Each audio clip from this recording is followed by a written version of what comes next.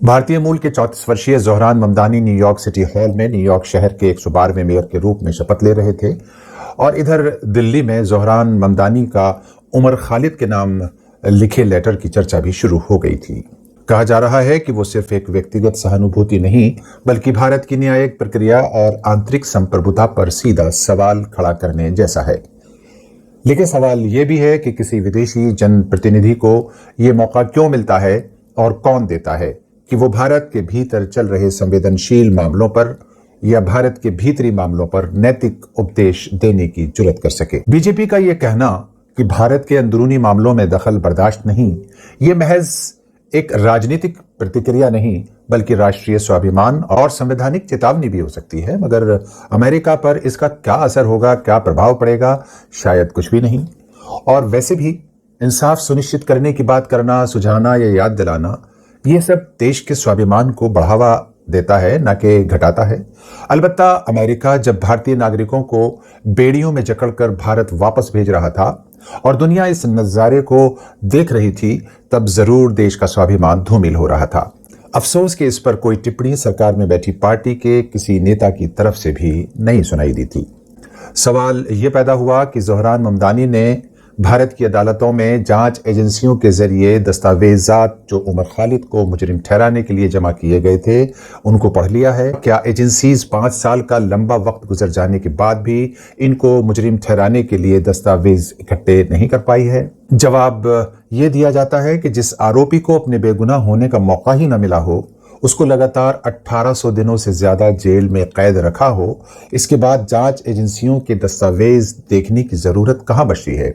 उसके बाद उमर की गिरफ्तारी कितनी सही और कितनी गलत का अंदाजा खुद ब खुद एक आम आदमी भी लगा सकता है। यूं तो हालिया दिनों में भारतीय न्यायिक प्रक्रिया में कई ऐसे बड़े फैसले देश और दुनिया के सामने आ चुके हैं जो या तो आस्था की बुनियाद पर दिए गए थे या फिर सरकारी दबाव में। ऐसे में भारतीय प्रधानमंत्री के दोस्त के मुल्क के राजनेता की चिट्ठी, जिसको भारत के आंतरिक मामलों में हस्तक्षेप माना जा रहा है, उसके अमेरिका में क्या मानी निकाले जा रहे हैं, इसके बारे में चर्चा शुरू हो गई है। भारत के परिप्रेक्ष्य में ट्रंप की नीतियों के कारण पहले से ही भारत अमेरिका संबंधों में काफी खटास आ चुकी है। न्यूयॉर्क मेयर के लेटर से रिश्तों में और दरार बढ़ जाने के इम्कान भी बढ़ गए हैं। लेकिन याद रहे, ममदानी अकेले ऐसे नेता नहीं हैं जो उमर खालिद की हिमायत में उतर आए हों। उनके अलावा अमेरिका में डेमोक्रेटिक पार्टी के कई दूसरे सांसदों ने भी उमर खालिद के मामले में एकजुटता दिखाते हुए उनकी जमानत की मांग रखी है। अमेरिकी सांसद जिम मैगवर्न, जो ह्यूमन राइट्स एक्टिविस्ट भी हैं, और जेमी रस्किन द्वारा अमेरिका में भारतीय राजदूत विनय मोहन क्वात्रा को लिखे पत्र में खालिद को जमानत देने की अपील की गई है। साथ ही खालिद का जुडिशियल ट्रायल शुरू किए जाने की भी मांग की गई है। मैकगवर्न और रस्किन के अलावा पत्र पर डेमोक्रेटिक सांसद Chris Van Hollen, Peter Welch, Pramila Jayapal, Jan Schakowsky, Rashida Tlaib और लॉयड डॉकेट के हस्ताक्षर भी शामिल हैं। सांसदों ने कहा है कि ट्रायल शुरू हुए बिना खालिद की लगातार बरसों की हिरासत अंतर्राष्ट्रीय कानून के मानदंडों का उल्लंघन है। मैकगवर्न ने इस चिट्ठी को सोशल मीडिया प्लेटफॉर्म एक्स पर साझा किया है। याद रहे, उमर खालिद को दिल्ली दंगों में शामिल होने के आरोप में गिरफ्तार किया गया है। इत्तेफाक यह है कि उन्हीं दिनों अमेरिकी ट्रंप भी भारत के दौरे पर थे जब दिल्ली सांप्रदायिक दंगों में जल रहा था। शर्मनाक यह है कि दिल्ली दंगों के मुख्य आरोपी को बरी कर दिया गया था और वो एनसीटी दिल्ली के कानून एवं न्याय मंत्री का पदभार अब संभाल रहा है।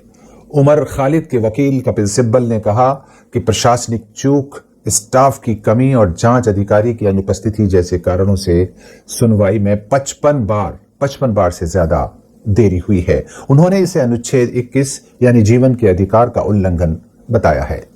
सिब्बल का कहना है कि सरकार उमर खालिद को सजा देने पर तुली हुई है और अदालतें मामले को अंतहीन रूप से खींचकर इसमें मदद कर रही है, जिसे अधिवक्ता कपिल सिब्बल ने अन्याय का सबसे बड़ा रूप बताया है। जेल की बुलंद दीवारों के भीतर, सलाखों के पीछे जेएनयू के एक तालिबे इल्म और अमेरिका की सबसे घनी आबादी के शहर न्यूयॉर्क के सिटी हॉल में शपथ लेने वाले मेयर के बीच रिश्तों की कहानी की हकीकत को समझने की कोशिश की तो पता चला कि दर्द सीनों में अभी जिंदा है। मानवता के लिए लोग खड़े होने को अपना कर्तव्य समझते हैं। अमेरिका के संसद भवन तक पहुंचने वाली मानवाधिकार की ये खबर दुनिया में जिंदा दिलों की दास्तां को बयान करती है। अगर ये दर्द ज़ोहरान ममदानी तक सीमित होता तो इसको रसूल सल्लल्लाहु अलैहि वसल्लम की हदीस इन्नमल मुमिनूना इख्वा यानी यकीनन मोमिन आपस में भाई भाई हैं से जोड़ लेते, लेकिन वहां तो कई अमेरिकी ईसाई सांसद और मानवाधिकार संस्था के चेयरपर्सन इंसाफ की इस लड़ाई में कूद चुके हैं। हालांकि ये सवाल भी हो रहा है कि ये सांसद गाजा के मासूमों पर होने वाले तारीख के बदतरीन जुल्म और नाइंसाफी के दौरान कहां थे। देश की अदालतों में लंबित मामलों की सूची बहुत लंबी है दोस्तों। आपको मालूम है भारत की अदालतों में कुल लंबित मामले कितने हैं? सभी स्तरों पर अगर देखा जाए तो 5 करोड़ 25 लाख से ज्यादा मामले पेंडिंग हैं, जिसमें से 4 करोड़ 6 लाख से ज्यादा मामले निचली अदालतों में हैं। उच्च न्यायालयों में 63 लाख से ज्यादा मामले लंबित हैं, जबकि सुप्रीम कोर्ट में भी 86,000 से ज्यादा मामले सितंबर 2025 तक पेंडिंग पड़े हुए हैं। आपको बता दें कि हाई कोर्ट्स और सब ऑर्डिनेट कोर्ट्स में 32 लाख से ज्यादा मामले 10 सालों से ज्यादा समय से पेंडिंग चल रहे हैं। अदालतों में जजों, न्यायिक अधिकारियों और अन्य न्यायिक कर्मचारियों की भारी कमी इसकी बड़ी वजह बताई जा रही है, जिससे मामलों का निपटारा नहीं हो पा रहा है। इस तरफ किसी भी सरकार का कोई ध्यान नहीं जाता, लेकिन हाँ, हिंदू मुसलमान, हिंदुस्तान पाकिस्तान, शमशान कब्रिस्तान, गाय गोबर और नफरत तथा खौफ का माहौल बनाए रखने में अपना भविष्य देखती हैं। और जाहिर है इन सरकार में बैठे हुए लोगों को भी क्या पड़ी है।